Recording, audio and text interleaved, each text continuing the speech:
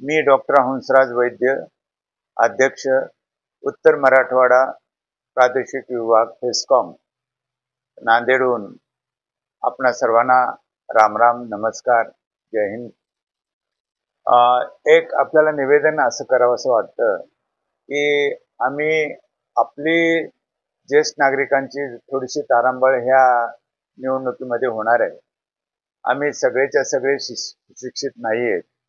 ग्रामीण भागातली प्रचंड संख्येने ज्येष्ठ नागरिक आहेत. जवळपास 75 ते 80% लोक हे ग्रामीण भागामध्ये आम्ही राहतो आणि आम्हाला मतदानाला गेल्यानंतर गोंधळून गेल्यासारखं होणार आहे. पण नांदेड जिल्ह्याचे एकदम अत्यंत चांगल्या प्रकारे ह्या निवडणुकीला सामोरे घेऊन जाणारे सर्व परिचित सुपरिचित आदरणीय जिल्हाधिकारी साहेबांनी फार मस्त त्याचं एक वर्णनही केलेलं आहे, सांगितलेलंही आहे आणि तशी योजना आखलेली आहे की एकदा मध्ये माणूस गेला की त्यांनी दोन्हीही मतदान त्याला करायचं आहे. एक तर खासदारकीचंही करायचं आहे आणि एक तर आमदारकीचंही करायचं आहे. तर आपण ज्येष्ठ नागरिकांनी 100% मतदान करायचं आहे. खरं म्हणजे आपण सगळे ज्येष्ठ नागरिक हे वयाच्या 18 वर्षापासून ते 60 वर्षापर्यंत आतापर्यंत खूपदा मतदान केलेलं आहे. आपण अनेक सरकार बघितलेले आहेत. घाबरून जायचं काही कारण नाही आहे. 100% आपल्याला मतदान करायचं आहे. माननीय जिल्हाधिकारी साहेबांनी आपल्याला आवाहन केलेलं आहे की आजचा टक्का वाढला पाहिजे. आपल्या नांदेड जिल्ह्याचा टक्का हा वाढणार आहे. त्याचं कारण आहे ज्येष्ठ नागरिक. कारण एक ज्येष्ठ नागरिक किमान एका कुटुंबामध्ये 1 ते 4 म्हणजे माय बाबा आणि आजोबाजी अशा प्रकारे आहे. राजकारणी लोकांना मी तर म्हणेन आजपर्यंतही ज्येष्ठ नागरिकाचं कौतुक किंवा त्यांची ताकद कळली नाही. पण ज्येष्ठ नागरिकांच्या मतदानामुळेच आजपर्यंत सरकार बनत आली. अनेक सरकार आम्ही पाहिली.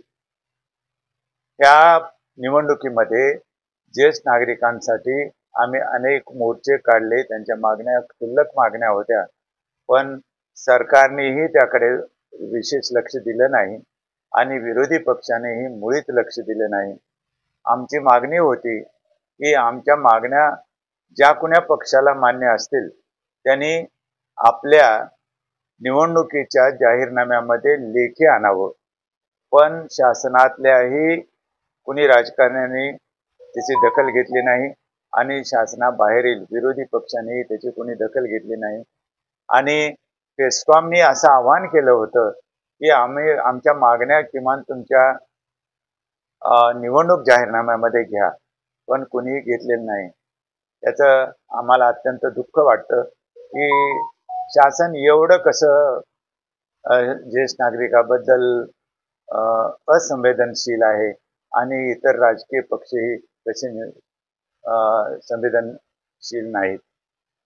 आम्हाला या ठिकाणी असं सांगावं वाटतं ज्येष्ठ नागरिकांना की यावेळेस आपल्याला दाखवायचं एक संधी मिळालेली आहे.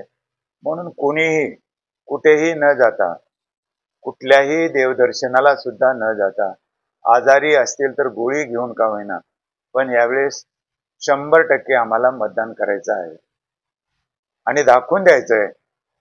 माननीय जिल्हाधिकारी साहेब आणि नांदेडला माननीय कमिशनर साहेब महानगरपालिकेचे यांच्या आव्हानाला आपल्याला साथ देऊन सर्वांनी 60 वर्षावरील महिला पुरुषांनी 100% मतदान करायचं आहे. गोंधळून जायचं नाही आहे.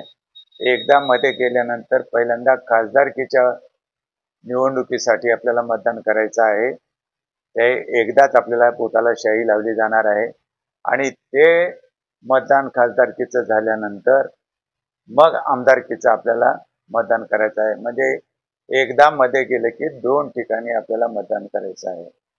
आपण कुण्याही पक्षाचे बांधील नाहीत. आपण स्वतंत्र आहोत. आतमध्ये गेल्यानंतर आपल्याजवळ कोणीही राहणार नाही. आपण कुण्या पक्षाला मतदान करतोय, कुण्या व्यक्तीला मतदान करतोय हे कोणालाही कळणार नाही. निर्भीडपणे, स्वच्छ मनाने आणि प्रेरणेने आपल्याला मतदान करायचं आहे. पण मतदान 100% करायचं आहे एवढं मात्र सगळ्यांनी लक्षात ठेवावं आणि निर्भीडपणे तुम्हाला ज्याला कुणाला मतदान करायचं आहे त्यांनी निष्पृहपणे आणि स्वतंत्रपणे मतदान करायचं आहे. मतदान कुणाला केलं हे कुणालाही सांगायचं नाही आहे. अत्यंत हे गोपनीय आहे. तिथे कोणीही तुमच्या आजूबाजूला राहणार नाही, म्हणून काही घाबरायचं कारण नाही. पण 100% आपल्याला मतदान करायचं आहे एवढंच ह्या क्षणी सांगतो आणि शासनाला दाखवून देऊ की आपण ज्येष्ठ नागरिक किती आहोत. जवळजवळ मतदान करणाऱ्यापैकी 20% वर ज्येष्ठ नागरिक समूह आहे आणि म्हणून सगळ्यांना विनंती आहे, सर्व ज्येष्ठ नागरिकांना, महिला पुरुषांना, की सगळ्यांनी कुठलंही कारण न दाखवता कुणाच्याही गाडीची वाट न पाहता किंवा कुणाच्या आमंत्रणाची वाट न पाहता आजारपणाचं वेळ असेल तरी गोळी घेऊन डॉक्टरचा सल्ला घेऊन आधी मतदान करून यायचं आहे. कुण्या देवाला जायचं नाही, आजारपणाचं सोंग आणायचं नाही किंवा कुणाच्या लग्नाला गेलो म्हणून मतदान केल्याशिवाय राहायचं नाही किंवा कुठल्या देवदर्शनाला गेलो म्हणून आपल्याला मतदान करायचं नाही. कुणीही सुट्टी न घेता सर्वांनी 100% मतदान करावं असं मी पेस्कॉमच्या वतीनं आवाहन करतो आणि थांबतो. जय हिंद, जय महाराष्ट्र, जय ज्येष्ठ नागरिक.